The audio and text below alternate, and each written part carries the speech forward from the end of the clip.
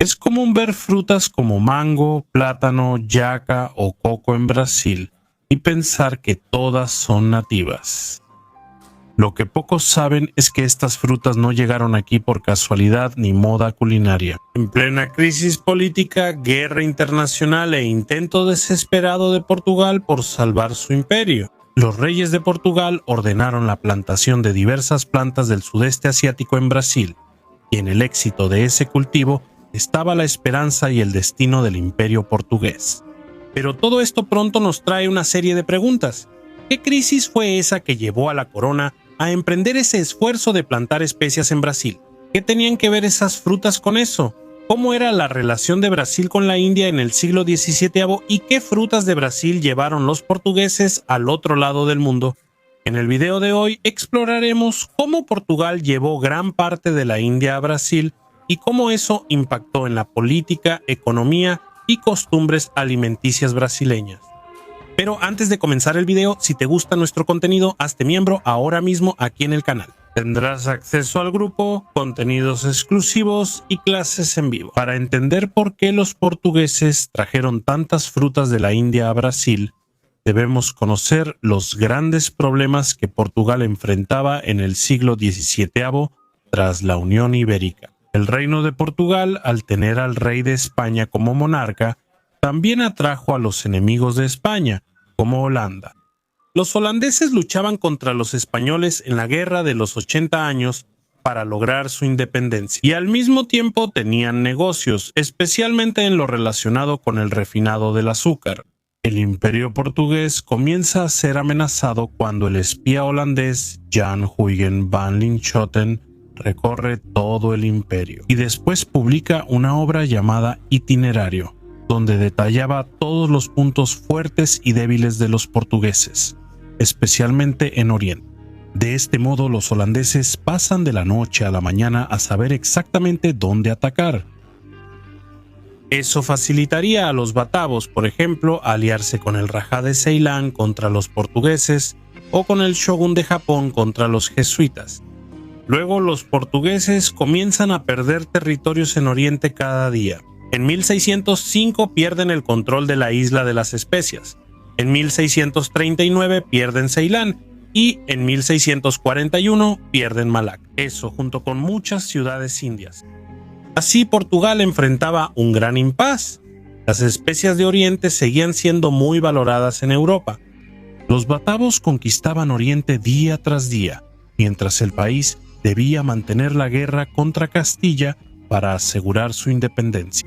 La desesperación de la corona portuguesa fue tanta que ofreció 2 ciudades a los ingleses como dote de Catalina de Braganza.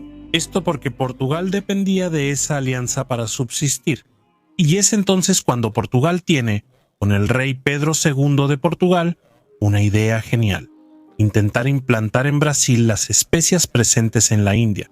En vez de navegar la mitad del globo para buscar clavo, jengibre, canela, nuez o pimienta, como estaban haciendo los holandeses, los portugueses decidieron plantarlas en el interior y en la costa brasileña. Al final, con un territorio como Brasil, estos cultivos funcionarían en algún lugar. En ese contexto, el rey Pedro II insistió en introducir en Brasil especias de la India, especialmente canela.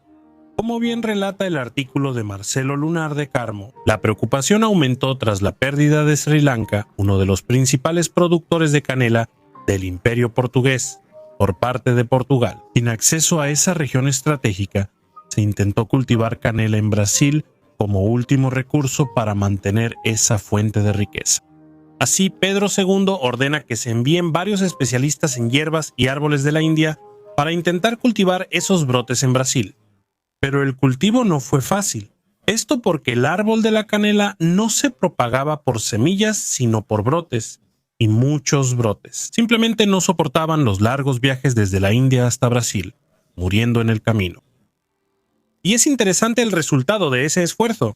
Francisco Lamberto, en 1690, informó al rey que 2 cultivadores de la India eran incompetentes porque dejaban morir en la embarcación casi todas las plántulas de pimienta y canela. Sin embargo, las pocas plántulas que sobrevivieron se proliferaban relativamente bien en el territorio brasileño especialmente en Bahía. En esa época, esa región de Brasil ya contaba con 4.000 plantas y el hecho de que la canela tuviera propiedades antifúngicas ayudaba mucho a que la planta no fuera afectada por plagas. Los portugueses también tuvieron éxito con el azafrán y continuaron su producción en Brasil. En cambio, la pimienta fue un desastre total. Las plantas de pimienta simplemente no daban frutos y de las semillas no salía ni un solo grano. Así que la corona debía actuar. El Consejo Ultramarino ordenó al virrey de Brasil aclimatar la pimienta en Pernambuco o Maranhão, como el clima era más similar al de la India, pero el emprendimiento fracasó por completo. La investigadora Filomena Siqueira Anthony expone 5 razones por las que fracasaron muchos cultivos de especias. Portugal plantó estos árboles en Brasil de forma tardía y apresurada, tras perder muchas posesiones agrícolas. Como los viajes eran complejos y el trayecto de la India a Brasil duraba casi 5 meses, muchas plantas no sobrevivían en las embarcaciones.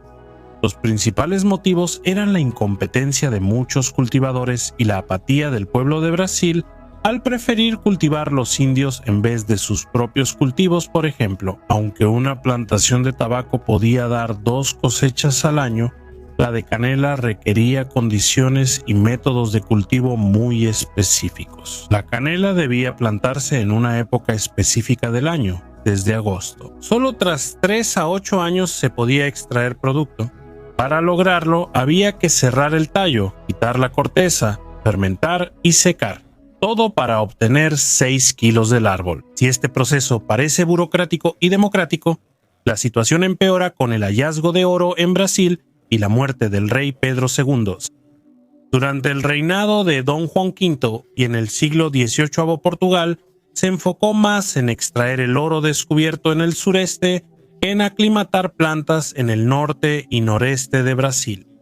Con eso, los cobros reales disminuyeron considerablemente. Aún así, muchos virreyes de Brasil intentarían esos cultivos. Ahí destaca la plantación de frutas de la India. A diferencia de las especias que eran tan difíciles de manejar, muchas de las frutas traídas de Oriente se adaptaron de forma excelente al territorio brasileño, integrándose a la cocina brasileña. En 1750, el virrey de Brasil recibió del virrey de la India portuguesa a 3 cultivadores indios para enseñar a las autoridades locales sobre el arte del cultivo. El cultivo de la palmera y el cocotero en el litoral de Brasil, como destaca Márcia Moisés Ribeiro, intensificó el contacto entre Brasil y Oriente desde finales del siglo XVII. Como el viaje de Oriente a Portugal era largo, la escala de algunos días en Brasil era inevitable. Es decir, antes de ir a Lisboa llevando cualquier carga de la India, por lo general, los barcos atracaban en Salvador para descansar y reparar la embarcación. Y así una parte de la carga se comerciaba previamente en Brasil antes de subir rumbo a Portugal. Pero además de esa cuestión, también había un esfuerzo botánico por parte de Portugal. Según la investigadora, el gobierno metropolitano quería conocer y clasificar todas las especies botánicas, no solo de la América portuguesa, sino también de otros dominios, en el sistema de Linneo, enfocado en descubrir usos medicinales, tecnológicos o alimenticios. Así, Portugal promovía el intercambio de plantas entre continentes. Y así, de la misma manera que los portugueses trajeron muchas frutas y árboles, también llevaron muchos cultivos brasileños a Asia. Los portugueses llevaron a la India la guayaba y el anacardo, haciendo que hoy en día la India tenga una producción de anacardo 8 veces mayor que la de Brasil. Brasil también produce muchas frutas originarias de la India. El mango, muy consumido y exportado por Brasil, proviene de la India, así como también la yaca, tan presente en el interior de Brasil, o el plátano, que siempre está en la dieta del brasileño a un costo muy bajo. De esta manera, cuando ves una palmera en la playa, un mango en el mercado o una yaca en el interior del país, eso es herencia directa de un mundo globalizado por los portugueses antes de la globalización. El Brasil que conocemos no nació listo, fue construido y plantado en las rutas del comercio, de la guerra y de las decisiones desesperadas de reyes que intentaban a toda costa generar riqueza en el territorio. y que sin saberlo dejaron raíces en la mesa brasileña con frutos que endulzan y deleitan a muchos cada día. ¿Ya conocías la historia de estos cultivos? ¿Qué te sorprendió más? Así que deja tu comentario ahora mismo y aprovecha para hacerte miembro del canal en este momento. Tendrás acceso a contenido exclusivo para que no solo puedas apoyar nuestro trabajo, sino también profundizar y conocer aún más la apasionante historia ibérica.